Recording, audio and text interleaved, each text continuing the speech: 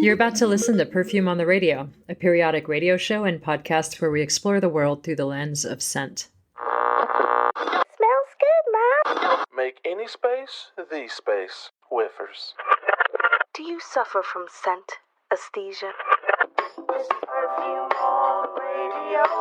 Tune in, just stereo.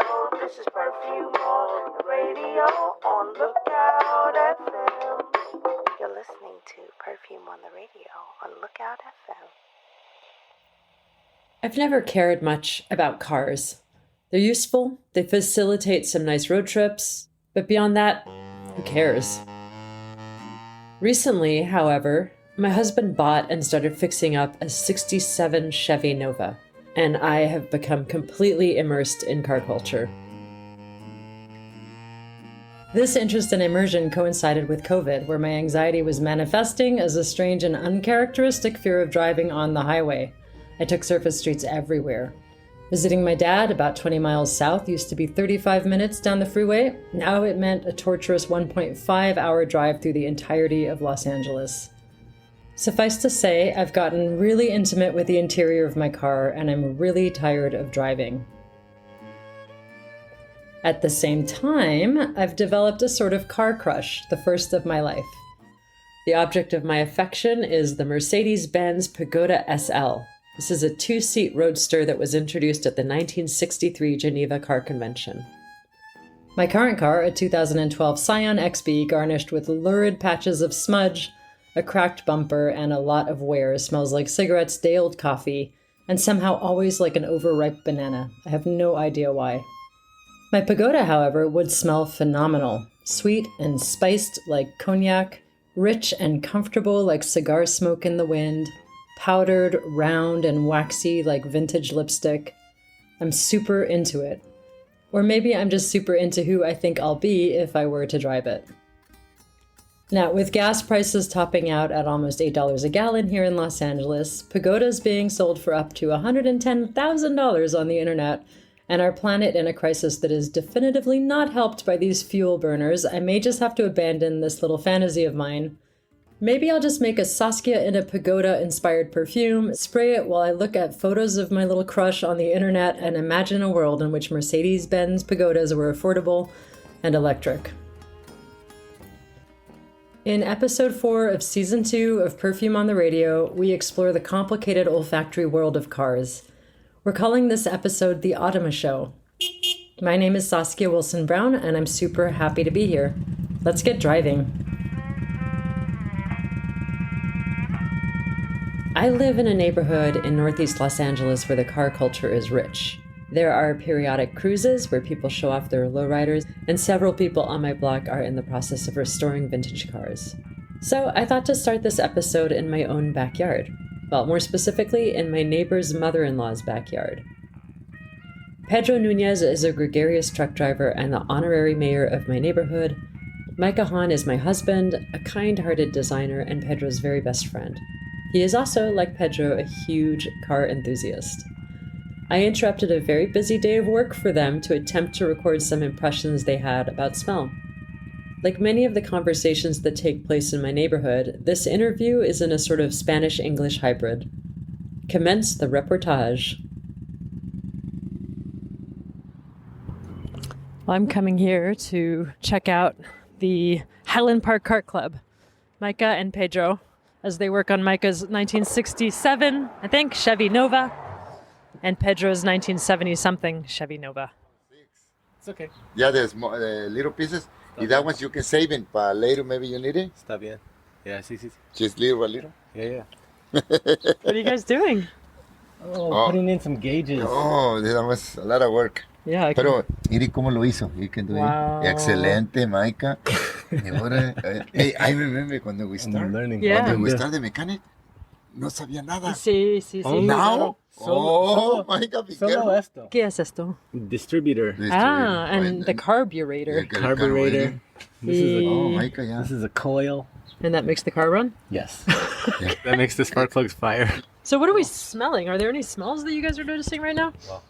Oh, yeah. I'm smelling Micah's fingers, and it's like metallic.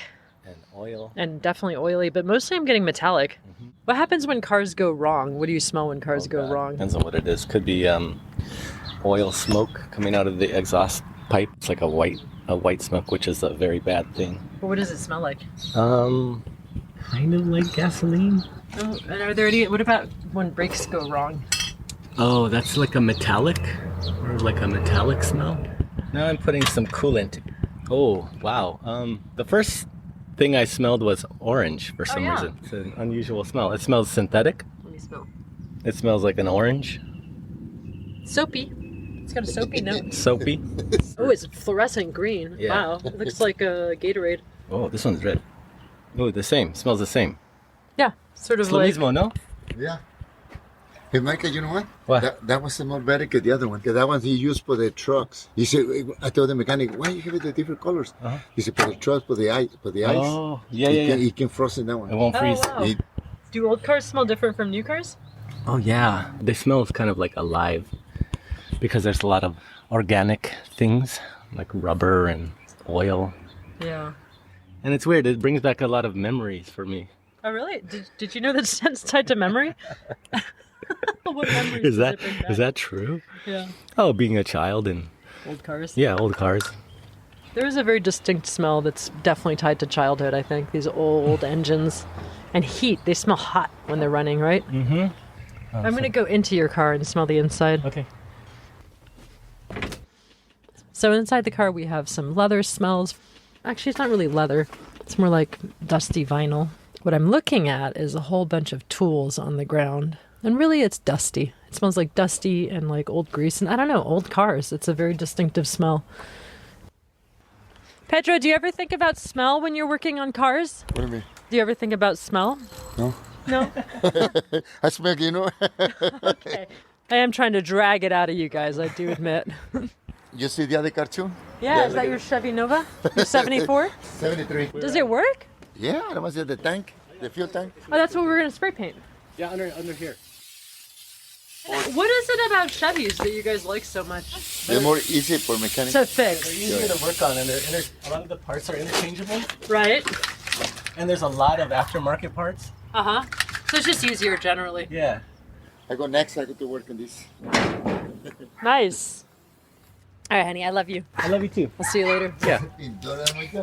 Hasta luego, Pedro. Okay, quédese. Nos vemos pronto. Okay, bye. Special thanks to Pedro Nuñez and Micah Hahn for letting me tag along as they rebuilt the insides of Micah's Chevy Nova.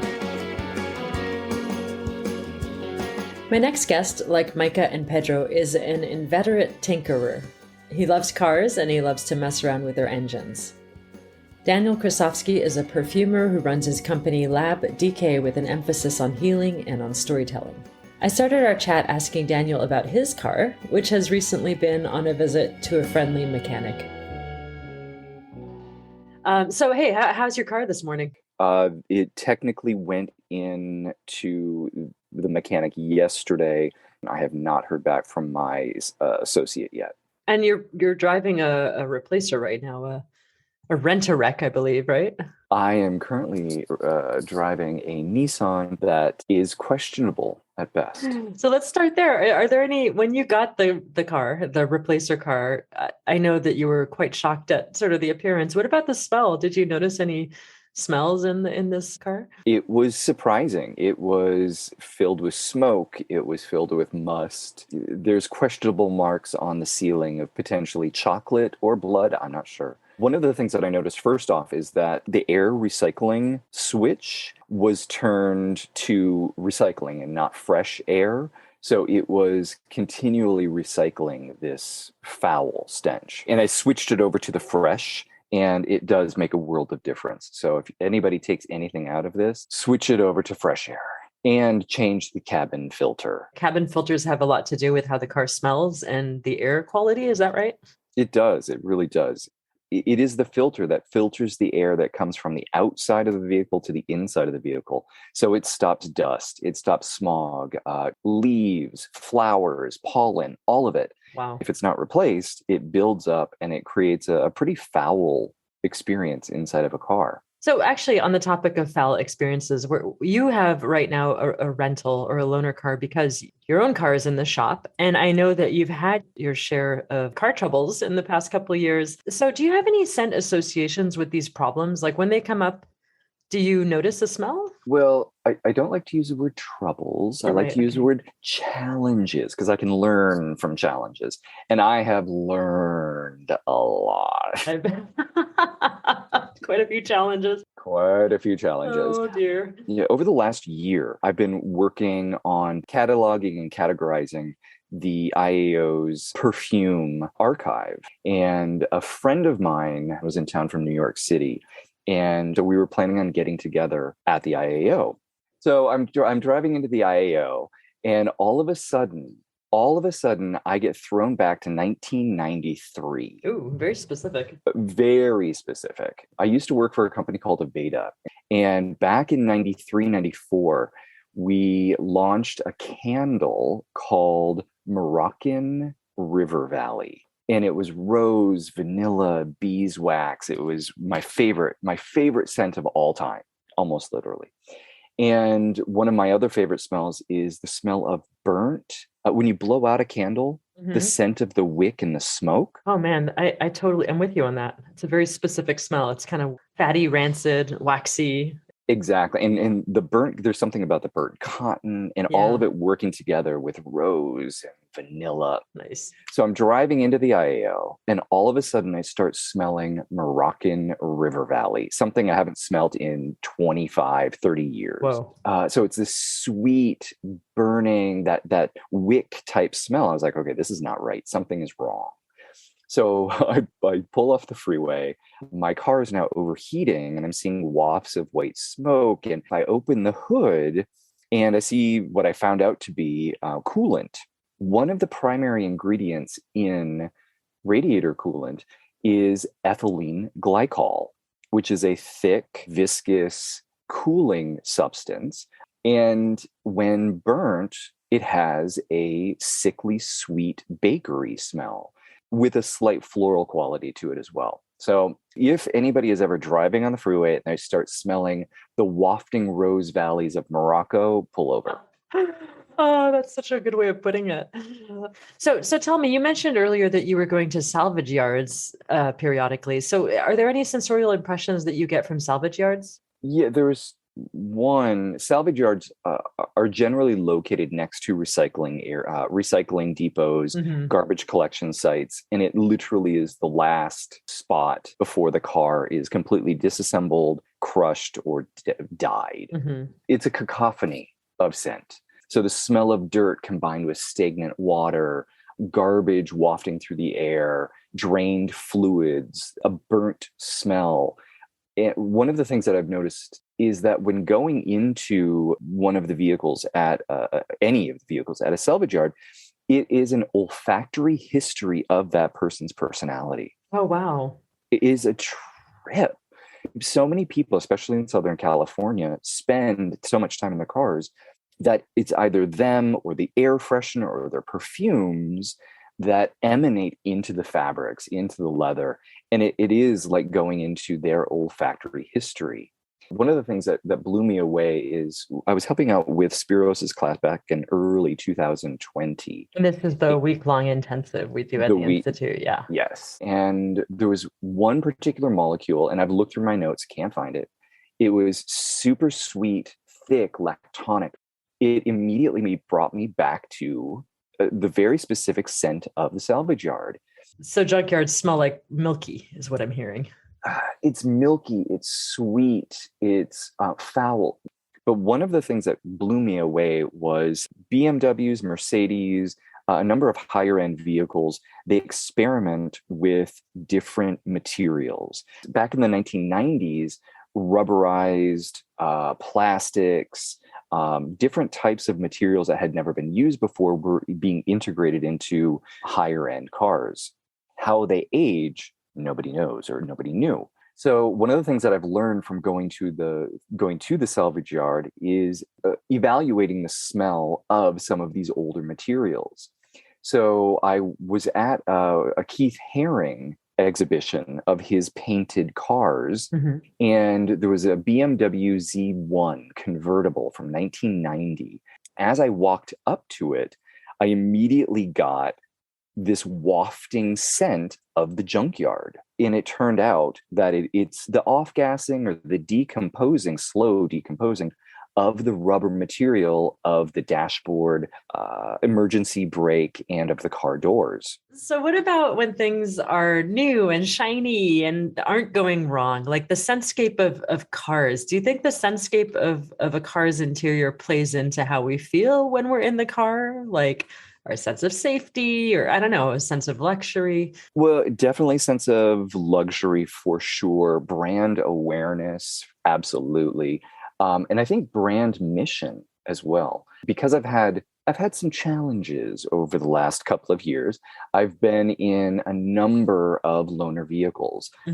I started doing scent evaluations of the vehicles, and Volvo has a very specific scent profile. So if you can imagine Sweden, cool, clean, crisp lines, the scent profile of Volvos is very much that. I did an evaluation, and it was primarily in order of what I noticed: clean, cool musks, traditional leather, a white wood, conifer, marine, mossy notes with a slight animalic, green, and aldehydic quality. Fascinating. So do you think this is intentional on Volvo's part? Oh, absolutely. Because I picked out like ambretolide, muscone, exaltalide, habanolide, IBQ, and strangely enough, vertifix and calone. I mean, like very specifically, I could sense these molecules. And those first ones were all basically musks, and then IBQ has a kind of a leathery note, and then calone is specifically a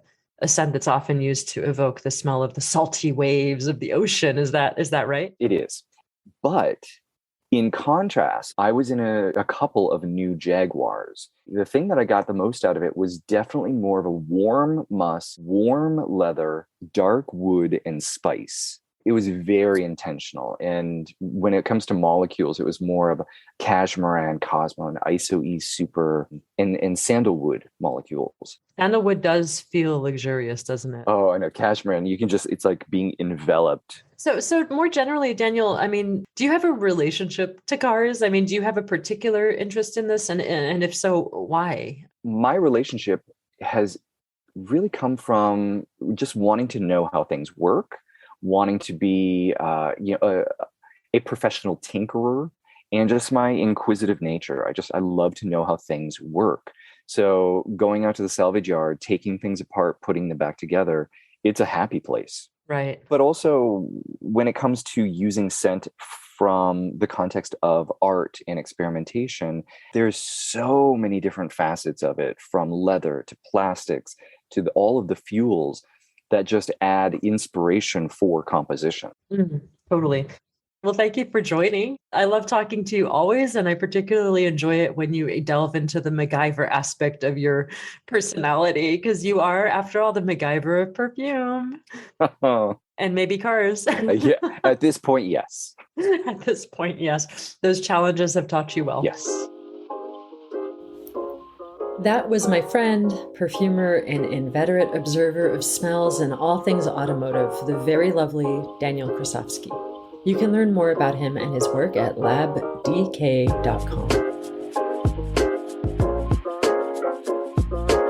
Our next guest is an old favorite of mine. Killian Wells is a pop star, entrepreneur, perfumer, and all-around kind person. Really, he's so nice. He's also kind of an American pop culture genius, working with the zeitgeist in ways that few other people do. Killian joined me from Texas to talk about how he has taken inspiration from cars, most notably for his perfume Xyrena 66, which was inspired by America's fabled Route 66. I started our chat asking him what it was about this particular highway that drew his attention. Here's what Killian had to say.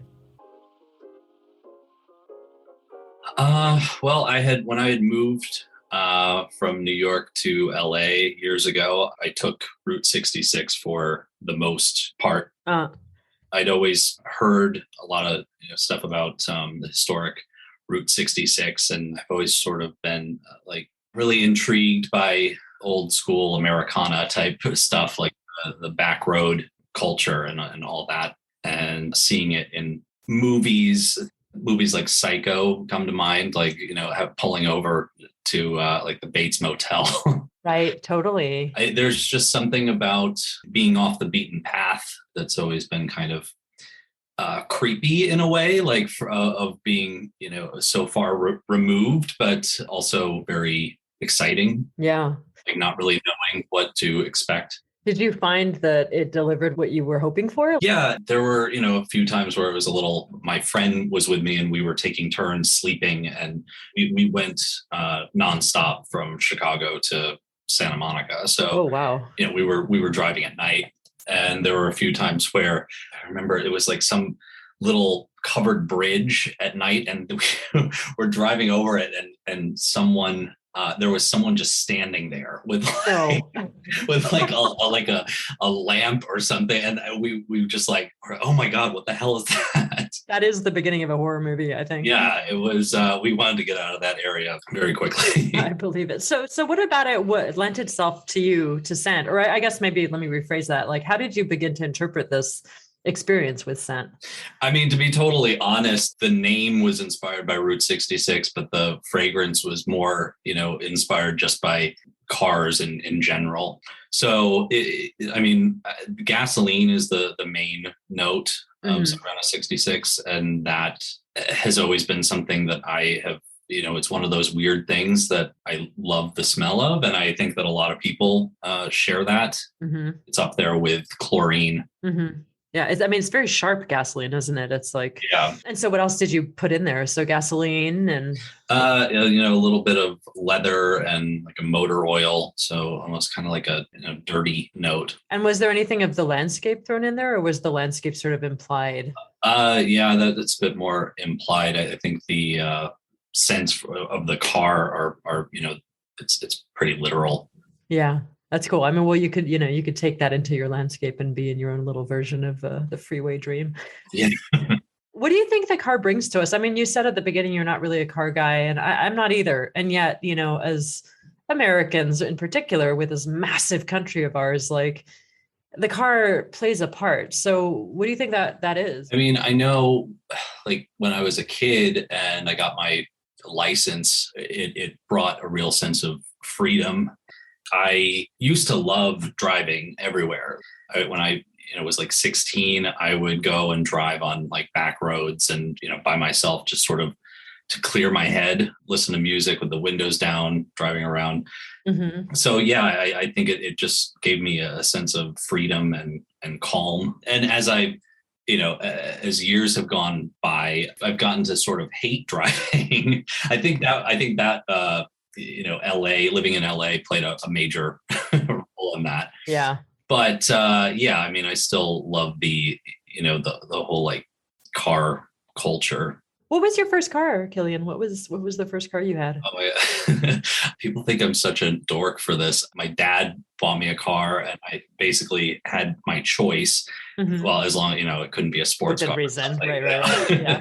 But I wanted a Buick Rendezvous. That's really funny. I want to say Tiger Woods was endorsing it at the time, and I'm not a big golf fan, but I think my dad liked that aspect of it because he was a big golf fan. That's really funny. What was the car? What was it like? What did it look and smell like? I mean, do you have any memories of being a teenager in that car? Or like, I mean, my car, for instance, was like marijuana smoke and cigarettes, Yeah.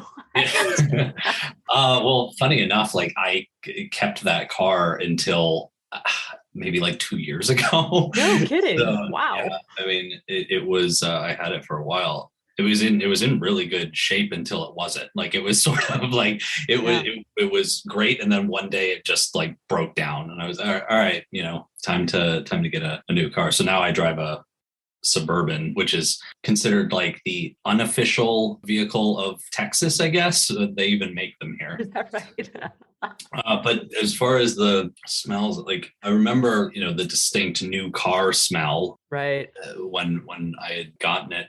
And I used to always use like the new car smell air fresheners to try to maintain that as a teenager. So that was, I guess, the scent that I really associate with it. But even like the new car smell air fresheners never actually, they never quite fully capture what it smells like when you get the new car. Yeah, a couple folks have brought up new car smell as being a particularly evocative smell for them. And everyone sort of answers differently when I ask them what they think that new car smells like. So how would you describe the new car smell? Yeah, I mean, it's sort of like a chemical smell to me, a little bit of leather. I haven't really looked into it, but I know that it's some sort of like cleaner. And also, obviously all of the smells of like the carpet and the seats, whether they're leather or vinyl. So you're just getting sort of a combination of everything. So when you use like a new car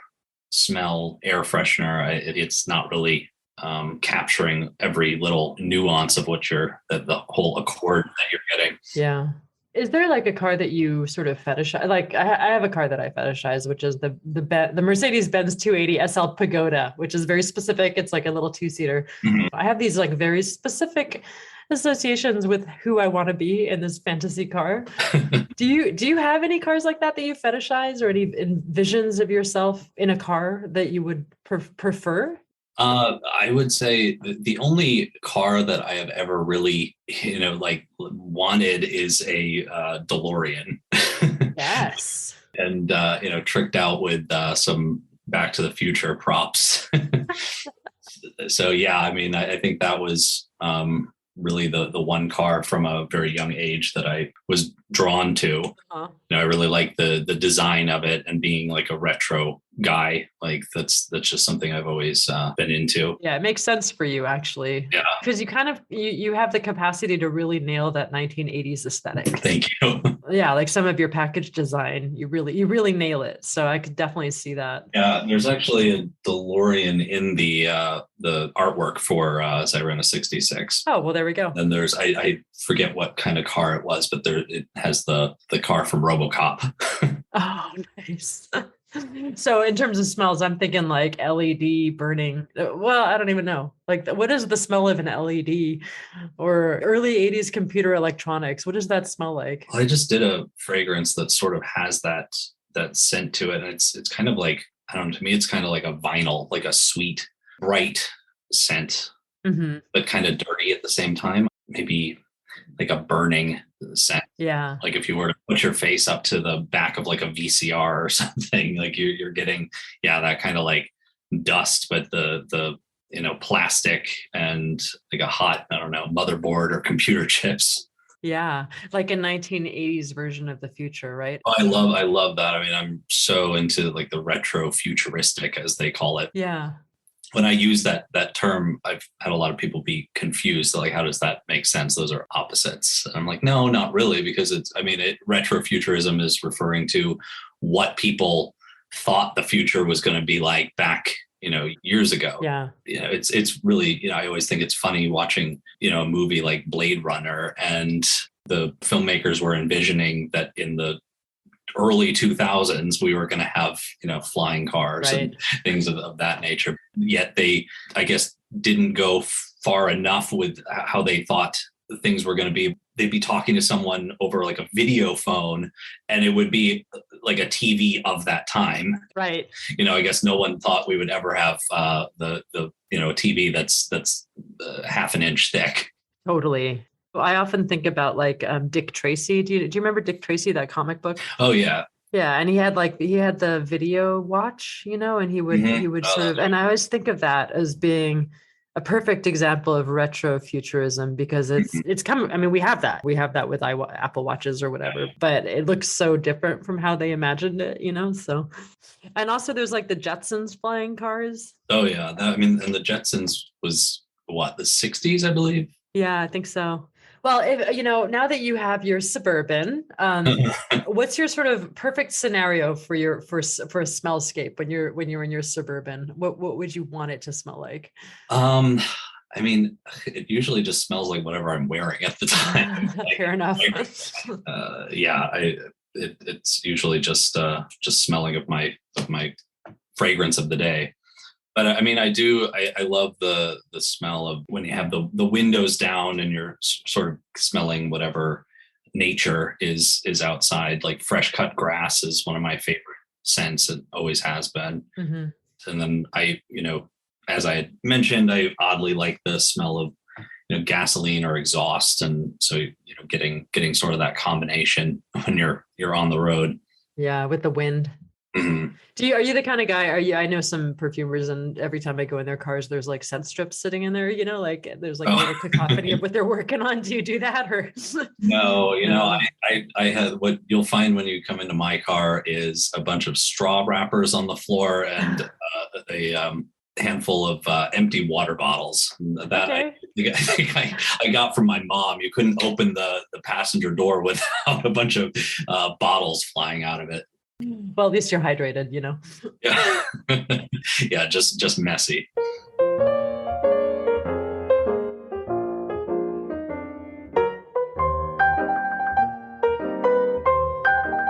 That was the always hydrated and always cool Killian Wells, founder and head perfumer at Xyrena. He joined us from Texas, and you can learn more about him at Xyrena.com. That's Xyrena.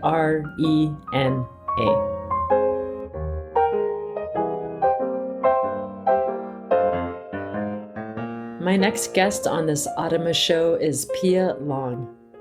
Pia is the creative director at Olfiction, which is a fragrance consultancy firm that she started with Nick Gilbert.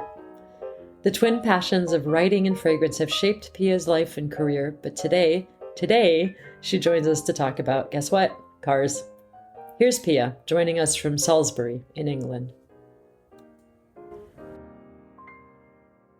I asked you to be on the show because you recently designed a perfume for a car, the Ford Mustang Mach-E. and they used it to scent the interior of the car during a festival called the Goodwood Festival of Speed. So first of all, what is the Goodwood Festival of Speed? I'm not familiar with it. So there's a place called Goodwood House in UK. And so it's sort of a garden party / racing motorhead event. And they race up a hill. Simultaneously, they also have exhibitions, and you can go and talk to people who work with Formula cars and any kind of race cars. It's very popular, and the tickets aren't that cheap. It's kind of a really sort of posh way of celebrating love of speed and cars and motorsports. So when it came to the Ford Mustang Mach-E, what was the creative brief that they provided for you when they asked you to design this scent? Honestly, the brief didn't really go into describing the scent more than that it needed to evoke petrol and old cars for people who were then going to be driving an electric vehicle and felt that there was a key piece missing from their motoring experience. Where's the smell? If you are an enthusiast and if you're going to buy a sports car as your first electric vehicle, then in fact, yes, it's a valid point. And so it was a sort of a interesting challenge because you had to take something that was supposed to be kind of clickbait a little bit and a bit of a sort of a, can we get motorsport journalists to cover this? Can we get social media coverage? And then you had to connect that with the fact that there were actual people going to be in the actual festival of speed and going into a car scented with this, and they had to enjoy the experience. Yeah, and it's particularly challenging because you're engaging in something that when people are into it, they are really into it. Into it. It's yeah. So you really have to nail that smell.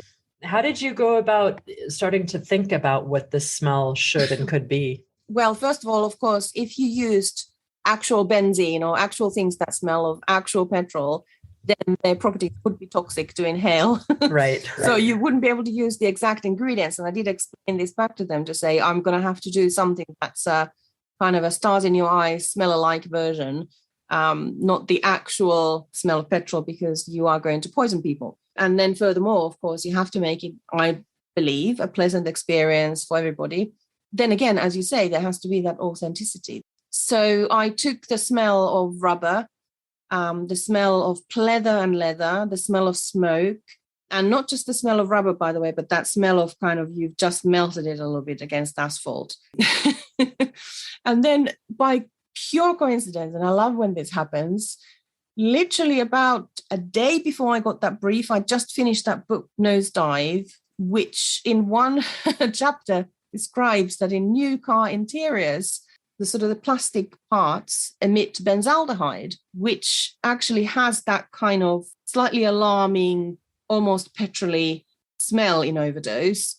And I thought, well, here's the trunk of my fragrance. So I built the whole fragrance around benzaldehyde. And then the whole thing kind of just suddenly came together very, very fast, because it's very easy then to build the idea of rubber into that using lots of vanilla resins. I also used overdose of ginger oil, which in high dosage has a very unpleasant rubbery top note, which normally perfumers try to disguise. But in this case, I thought I want that burnt rubber. And similarly, pink pepper has a petrol top note in overdose. And so I overdosed pink pepper. And then I sort of put in a few little in-jokes that also helped to build the smoke and the dirt and the asphalt and the whole character of the fragrance. I put in paracresol, which is an interesting material because it smells like dirty engines on its own, but then it's also found in ylang-ylang, and it's also found in horse urine. I was going to say, there's a definite horsiness to paracresol. There is. You know? Yeah. And of course, the Mustang, couldn't help myself. It's a horse. Yeah. it's a horsey fragrance. That's awesome. Did they get the joke? I don't think so. No. But I was so pleased with it. You know, this is kind of sometimes dangerous if you let perfumers do what they want. So the overall experience is a little bit like petrol and old cars by sonar. So you kind of sort of working around the topic in a way that will trigger those scent memories, but isn't literal, because that would be rather unpleasant and toxic and acrid. And so, you know, together it ended up being actually a fragrance that a lot of people got so obsessed with that after the festival, we got a few emails begging for us to send them a sample. I'm sure some people were disappointed that it wasn't literally like huffing a petrol pump, but well, I mean, you can also go and just have a petrol pump if you want, you know, I mean, and also I think there's something wrong with your car if you're sitting in your car and it smells like huffing a petrol pump. So. For sure. How do you relate to that instinct for people who want photorealistic scents? I mean, perfumery, it can be sort of a trickster, like you can sort of replicate real things, but also there's an aspect of artistry that shouldn't be disregarded. Well, I don't know. I mean, I think a part of your fragrance can be photorealistic. So you can come in and it's so real that you sort of get a bit startled. But then I don't think it necessarily should be the be all and end all if you're making a fragrance rather than a replica of something. For many, many reasons, I'm imagining in museums to send a particular exhibit, or in education, it might be really cool to have photorealistic things. But if you're talking about wearable art, or if you're talking about even design, beware of trying to be too literal, because actually then you end up in territory where people who really are obsessed with, let's say, strawberry, and you've attempted to make the most photorealistic strawberry in the world, people will critique it to death because they think, no, that's not right, and that's not right at all. And everyone's personal experience of that thing that they love is going to then be ruined. I also feel like people walk around with these sort of platonic ideas of what something smells like. You know, everyone thinks they know exactly what green grass smells like, but oftentimes when you're actually in that thing, really observing it, doesn't smell like what you think it smells like. So yeah, it's dangerous, as you say, you know. This is sometimes the mistake, especially novice perfumers can make, is that if a client requests a bluebell or hyacinth or something like that, which actually, when you really smell it, they're not entirely pleasant. You know, there's things there that can be quite, you know, severe. There's fantasy and there's reality. And ironically, you can get the most hyperreal experience for person experiencing a fragrance if you add a little bit of magic to it, so you didn't quite make it entirely literal. That's hard. So when you're designing for things that are meant to be put on the skin and worn versus a functional type perfume, are there different considerations you bear in mind? Of course. I mean, you know, the skin itself is a medium, and so having a personal scent on you has a very different dimension to having it around you. When you're scenting environments, I think the thing that a lot of companies and brands sometimes don't consider is the difference between sniffing something like a diffuser or candle briefly and thinking that's lovely, or whether you want to exist in that space for an hour or more. Often I think when people scent environments, they forget the person. Just think this environment ought to smell like this, and isn't this cool, or isn't this refreshing, or isn't this powerful? And you actually forget that people have to exist in that space. That was Pia Long, creative perfumer at Olfiction. To learn more about Pia and her work, check out olfiction.com. So we've covered older cars quite a bit. Now I want to talk about the next and the new. And to that end, our next guest is Nick Kurczewski. Nick is a writer who specializes in the automotive industry, and his writing has taken him to India to cover taxis, to Europe, where he drove anything from a Porsche that spit flames to museum pieces that barely moved. I learned about Nick on the strength of a fantastic article he wrote for Car and Driver about the new car smell. And I started our chat asking him what it was about new car smell that so many people liked so much. Here's what he had to say. Well, during that story, one of my interviewees made a very good point. New car smell, you could compare it to, well, she compared it to opening up a new laptop or stepping into a clean hotel room. That part of it is just the shiny, new, fresh aspect of it. It's yours. It's kind of untouched. It's, I guess, even a sense of accomplishment that new car smell means, obviously, a little redundant, but you have a new car and the pride that brings. The reality of what you're smelling isn't quite as romantic sometimes. The term off-gassing was not something I was familiar with before starting the story. But that came into play in the more technical side of what exactly are we smelling. But what is off-gassing for people who might not know? Off-gassing is basically just the venting of chemical smells. It's the seat fabric. It's safe to say primarily plastic parts, many petroleum-based products in a new vehicle have this off-gassing that happens.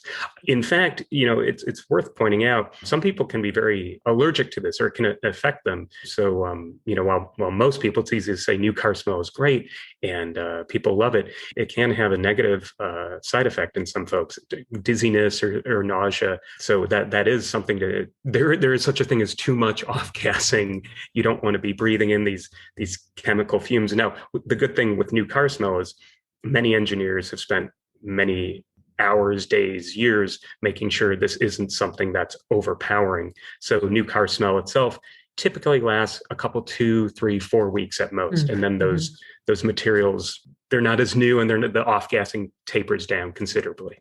So it's something that they consider then, obviously, the engineers. Oh, yeah, absolutely. The automakers I spoke with have studies. They have blind sampling. They have people throughout their company, not just in one, rigid, we smell the car interior section. They want a wide cross section. And it does factor into even something like a J.D. Power quality survey, but the list of questions and whatnot, it's about 200 different categories. So smell being one of 200, but it's still there. It's still a consideration. And J.D. Power, for people who don't know, is what is that? I guess you could say car research. Okay. And quality. They're most famous for their quality surveys, initial quality survey and dependability ratings and whatnot. But again, they in their research, they take into account so many factors. I mean, you think how complex a car is now. It's more computer than engine. I was actually very surprised because I thought I was familiar with how they went about their business, but I never ever considered car smell would be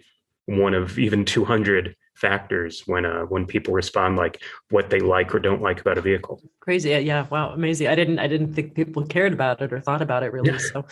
So what are the aromatic components, as far as you know, more or less, of that new car smell? As you said, you mentioned plastics and leathers and.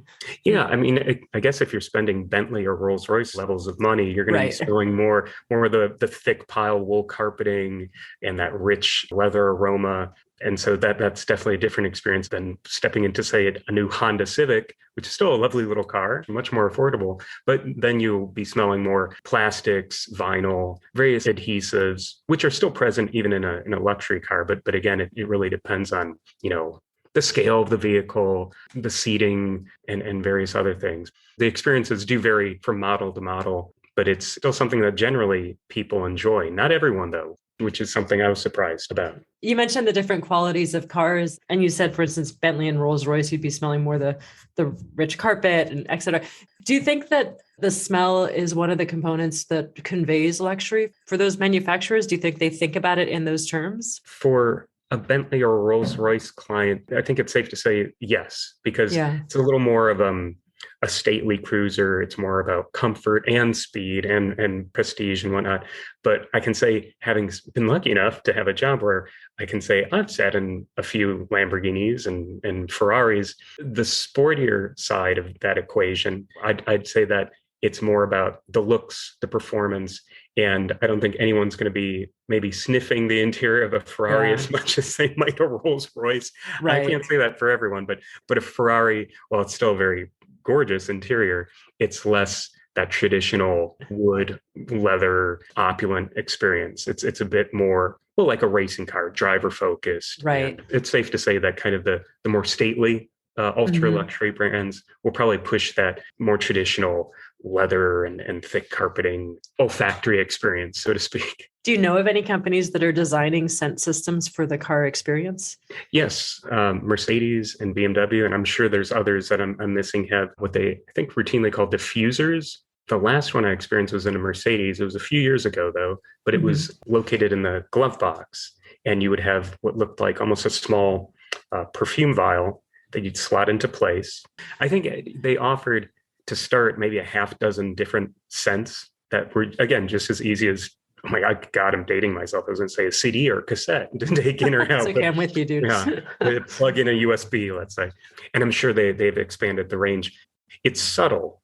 I forget exactly which scent was in the car that I had, but it wasn't some, like, all of a sudden someone who was reeking of cologne got into the vehicle, all or nothing. It was very under the radar. And some were more in tune to keep you alert. Some were more attuned to help you relax. I guess it's kind of like tea. You know, if you want a nice little jolt of energy, people would go more for mint.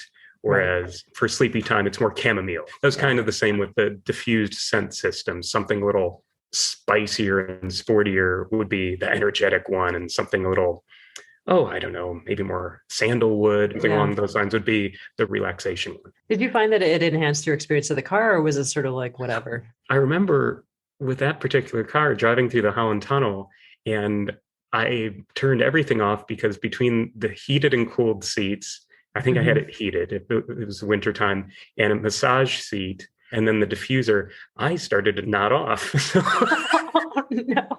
I think it was more the seat massagers than the scent of the car. That's not a good thing. Yeah. That's not something that happens often, but that did stand out, that I got way too into relaxation mode. So yeah, while it was very calming, maybe a little too much so, but not to say these things are unsafe. And when they say it's calming or it gives you energy, it's marketing. It's like, will that energy drink really make you a super athlete and power you through the day? Right.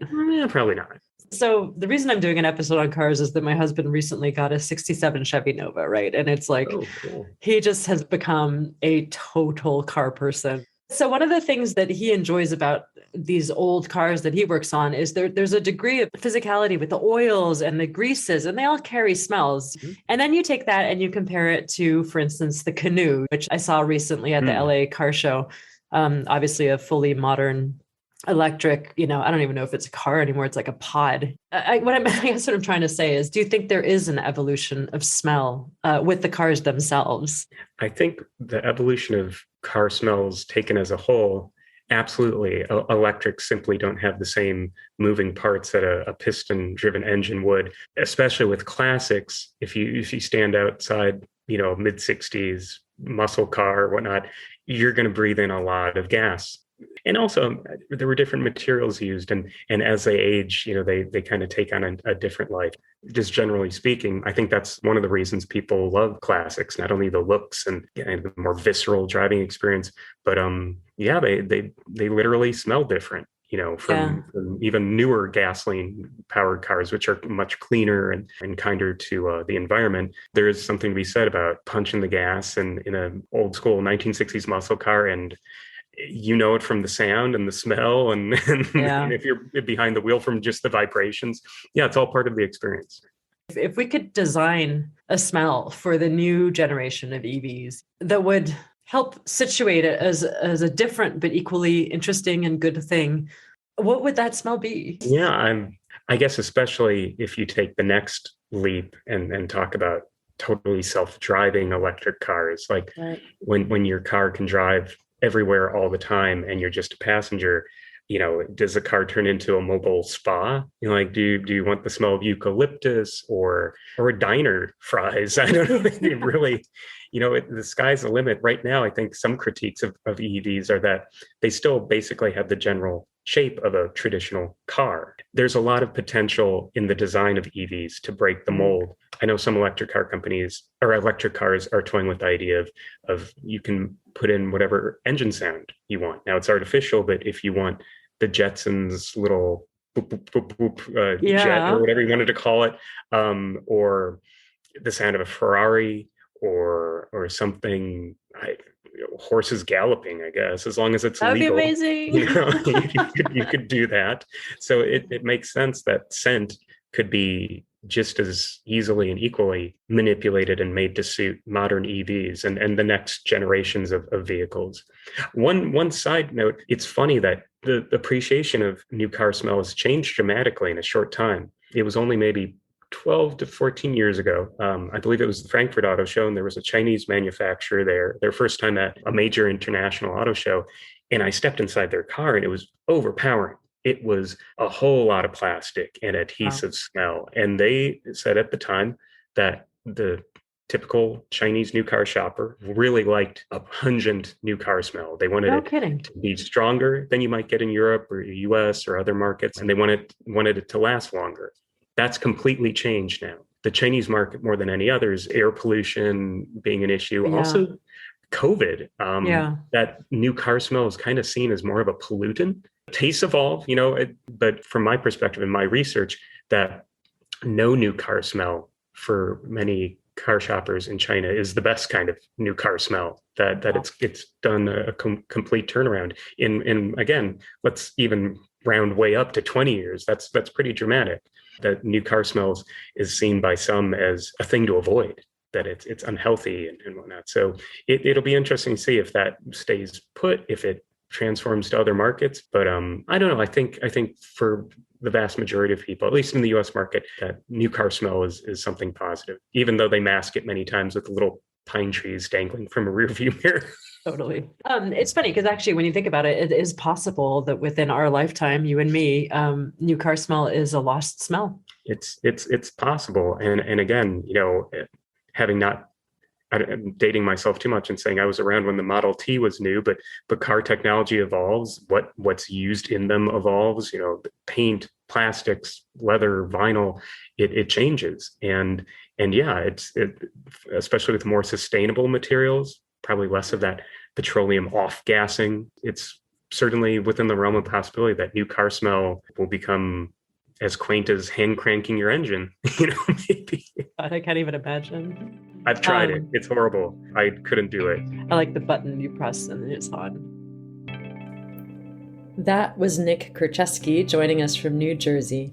Learn more about Nick on our website, where we posted a link to his fascinating article about new car smell.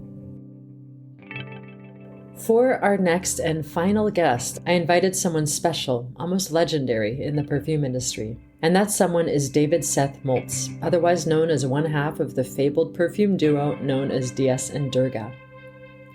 Not too long ago, DS and Durga started a line of auto fragrances with offerings like 85 Diesel, Portable Fireplace, Big Sur After Rain, and many more. I was curious, so I asked David if he would kindly join me for a chat. He said yes, and well, here he is. So I asked you to be on the show because you guys have this amazing auto fragrance line, and I kind of wanted to ask you why you decided to start that. To me, it was such low-hanging fruit. I was like, somewhere, and I was like, why does no one make the cheap car auto fragrances and just like do it well with good fragrances? I remember like I was like, let me check out like what's out there. And I went to like the gas station, and I got everything that they had. Honestly, this is a true story. I'm alone in my car and like I open one to smell it. And I'm not joking. I had to pull over, double park, and take it and throw them out like in the trash can because I couldn't be in the car with them. Wow. You have those fancy ones that are in like, generally I don't know, like shishi. Like I don't like the look of it, like a thing you plug in and then it just seems so cumbersome and doesn't look cool. I was like, why can't we just get like the actual thing that hangs? And we found a place that could do it for us, you know, and there's a little bit more testing that goes into it than some other products because like it has to pass certain like stability things and like how and the performance and its absorption. So you have to really test each one, but you know, you have to burn test every candle anyway. So yeah, fair. I mean, so, but you were saying, so you tried all this stuff on the market and the smell wasn't obviously great, but also you touched very briefly on design, on looking cool. And I guess that's something that I hadn't thought about, but there is a factor of aesthetics that plays into it visually as well. So I'm very into highbrow, lowbrow. Right. I think I hate midbrow, right? So those plug-in air fresheners, those are so like midbrow, you know, it's like trying to look fancy, but it's terrible. But like the lowbrowness, like I love like how a can of soda looks, or just, you know, the trees that you put in your car, not that shape, but the thing that hangs, it's such a low impact, easy thing. Yeah. It's a piece of paper that you can use for so many different things, you know, rather than buying into some like system that needs to be refilled. And right. What you are touching on is the fact that auto scenting is one of those things that maybe people who aren't into perfume are likely to buy some sort of smell for their car. Yeah. It's very populist. I don't know what the word is. Egalitarian. Thank you. I agree. I love making stuff for everyone. I'm not the kind of person that just wants to make something for like only one group of people, or like I'm an artist and I don't care what people think. Yeah. I'd love to make something for everyone. So from a technical perspective, when you're designing for scent, which you obviously do at DS and Durga, and when you're designing for candles and when you're designing for car fragrance, there's a different process in terms of testing and stability. Could you just explain a little bit what's the difference? So, because our auto fragrances all come from candles. The problem with candles, and this is why so many candles I don't like, the perceived value of a perfume is infinite. You could be like, oh, this is a $10,000 thing because it has, you know, this oud that I can only get from X, Y, and Z. And it's the purest art form of fragrance. Whereas like a candle is fighting through the burning of wax and like literally the chemical process of all this crap happening. So it's like a war compared to this pure fragrance thing. But a candle probably has three times more oil on average than a perfume, and the perceived value is very finite. Suffice to say, candles are really expensive to make, and the margin is terrible. We have to sell stuff to distributors at a reduced margin so they can sell it to a store. It's very, very hard to make any money on it. So why go through all the work and all the people's times to make it happen? One of the secrets of our candles is the oils just cost too much, and I don't give a shit. Right. You just do it anyway. We don't make a lot of money on them, and because I want them to smell good, I'm not going to just make something like cheap and easy and strong. But there is more of a cost awareness. I can't just put in, you know, a ton of expensive floral absolutes into a candle because it wouldn't make sense, right, you know, for a $65 candle. So cost is part of it, but there are also things that the flash point is super low or flash point is super high, and they will mess up your flame. And it's a whole science of figuring out how your thing works. And you just have to test it every time, and then sometimes change the wicks, or you have to go back. I've had to go back and mod formulas. I've had candles fail the absorption rate for the air fresheners. And so like, we just couldn't come out with that SKU because like it didn't really work unless I went back and modded it. And I was like, it's not really worth it. So just for people who don't know, flash point is the point at which a material ignites. And what's absorption rate? Absorption rate is how fast it gets into the blotter card that is the auto fragrance. I see. So then the translation from candle to auto fragrance is obviously, there's a lot of testing that goes on. Yeah. And what factors are you thinking about? Like how long it lasts in the car, you know? How long it lasts in general, but the absorption is important, right? Because some things fail absorption, meaning if you were to touch it, it would be like really oily. Oh, right. Okay. And then the other thing is the stability. It's white paper, so it will turn yellowish after a while. But I am the type of person that does not care about that. Even in our fragrance, sometimes chemical reactions happen and like things will turn, you know, brown depending on, and I've always just said, I don't care because it's a naturally occurring process of aging to me, and it's totally fine. It doesn't affect the fragrance at all. Yeah. So one of the scents is called 85 diesel. And I'm really excited about this because this is my favorite car. Okay. Which is Is it really? Yeah. The 85 Mercedes 300 CD. Oh. I mean, I like that whole line. To Kavi and I, it really represented something. So we live in New York and didn't have a car. And then she got pregnant and, we knew we needed to have a car. So we were like, oh, what should we get? And we met someone in Queens to look at their like crappy modern looking Hyundai, but it was like the safe choice. That's a great car with like good this and everything. And, it was just like, all right, this is what we have to do because like, we need to get the car. And then we saw on Craigslist for $9,000, which I think was less than the Hyundai. There was this 85 diesel and we drove up to Connecticut and looked at it. The guy was a cop and a mechanic. Whoa. And this had been his father-in-law's who had kept it in the garage. It had like 70,000 miles on it. And you got in there and it's, I don't know if people know, but like, when you press the gas, it's like super slow until it starts going and it feels like you're driving a boat. It's meant to only drive in a straight line. There's like no handling. You could like drive through a wall. It's like a tank. We were young and we're like, dude, let's just do this. Let's take like the harder road. Having that car in the winter in New York is not awesome because it cannot turn on sometimes because it's not spark plugs, it's glow plugs. Got it. And it has a very specific smell. And I realized I learned one of the reasons why is, it looks like it's leather seats, but what it is this thing called vinylite, I think. And it's been outlawed because it's horribly flammable, but it smells like melting plastic. And the other thing is I grew up, I was born in 1980 and the woman around the corner from us would drive us to school sometimes. And she had an old diesel Benz.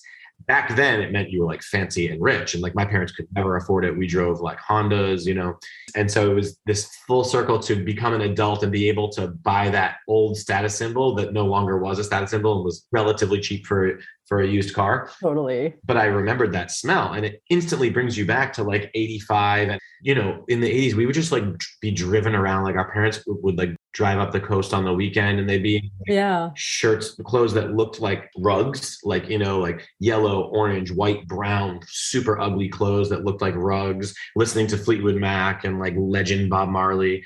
So I was like, oh, wow. So we need to make a candle that smells like this. Exactly. And it's, it has a little poisonous diesel fumes coming out at you like every once in a while, but it mostly smells like this vinylite that is like plasticky, saffrony leather. I love it. I'm also from the US. I was born around the same time as you. And there's something about the mythology of the car in America, especially, 70s, 80s, before things got complicated with gas and all that, I don't know. It's just something very uniquely, Well, I think the reason is highways, right? So the main difference between our country is that they did the checkerboard thing to screw over the train companies so they could build these roads and, make a ton of money in that way. So we were the first real like driving country obviously the car was invented here, but the highways made this great American myth. I was also in a band for like 10 years and we went on tour all the time. And so I lived in like a 18 passenger van. Oh, wow. I've been everywhere and seen all the highways. And sometimes I think it's hard to truly understand America if you've never driven across it. Yeah. It's so much bigger than you think. From Chicago to Colorado, it is 3 days of flat, and like all different kinds of cultures. And there's so much going on. But yeah. That's sort of why I wanted to do a radio show about cars is because for instance, your perfume, or I should say your multi-product smell, Big Sur After the Rain, explores a place, which is Big Sur, that is really only realistically reachable by car now. You know what I mean? So there's something about America and it, harkens to Kerouac and all that and cars. There's something like mystical happening down there with like Black Rock poets and all that stuff. The other thing is that Highway 1 is, if not it's definitely top 5 most beautiful drives in America. By the way, there's incredible coastal stuff all around the Mediterranean, Scotland, but Highway 1 might be America's most legendary drive. When you go down over all those bridges and then you stop on the side of the road, we stopped at some place and we went for like a walk, but we went into a grove. The whole floor is littered with eucalyptus. So you like pick it up and it's like dried brown spears, that like you can crush. It's the best smell. But there was fresh green shoots coming off the plants. We think of eucalyptus as very like spa, medicinal and stuff. but it is in nature, one of my very favorite smells. It is so sinewy and fresh and has like a snarling fragrance that just keeps like turning and turning. Yeah. I love making very realistic fragrances and using copious amounts of ozones to make it feel like you're actually like standing by the ocean or something. So Big Show After Rain, it's really got that scent of that grove that like we walked through. That was perfumer David Seth Moltz, one half of DS and Durga. You can learn more about his work at dsanddurga.com. And that was our show. I hope this little meditation on cars brought some new perspective about those metal beasts. I'm still probably not going to buy my Mercedes-Benz Pagoda, but at least I feel immersed in the culture. We'll be back with another episode in a couple weeks with an interview with the amazing Christopher Brocious from CB I Hate Perfume. Perfume on the Radio is a radio show and podcast produced and presented by the Institute for Art and Olfaction, a nonprofit organization devoted to experimentation and access in the field of perfumery. If you like what we do, please don't forget to rate and review us so we can continue to bring you this, we think, pretty cool monthly hour of audio. My name is Saskia Wilson-Brown, and I've enjoyed hosting this episode, as always. We'll release another show in a few weeks, and until then, friends, keep it kind, keep it real, and keep it smelly. Perfume on the radio. This is Perfume on the radio on Lookout FM. This is Perfume on the radio. Tune in just in stereo. This is Perfume on the radio on Lookout FM. This is Perfume on the radio. Tune in just in stereo. This is Perfume on the radio on Lookout FM. You're listening to Perfume on the Radio on Lookout FM.